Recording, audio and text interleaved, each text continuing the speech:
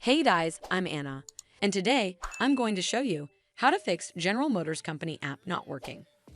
So first of all, you need to make sure you're running the latest version of the app. Open up App Store on your device, and then tap on this search icon in the bottom right corner. Then search for the General Motors Company app. And if you see this update button right next to the app name, simply tap on it to make sure you're running the latest version of the app. But if you still encounter this issue, then you need to clear App Cache. Go to your device settings and then scroll all the way down to General and tap on it. Then tap on iPhone Storage. From here, search for the General Motors Company app and then tap on it. Once you're on this screen, you need to tap on Offload App. Tap again to confirm.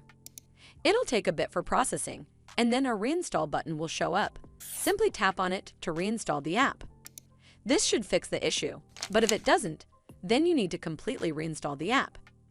Follow the on-screen instructions to navigate all the way to the app page. Once you're on this screen, tap on Delete App to uninstall the app from your device. Once uninstalled, you need to open up App Store and then search for the General Motors Company app right over here in the search bar.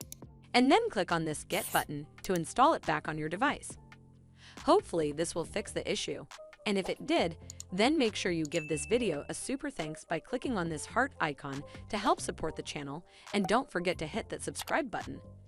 We'll see you in the next one.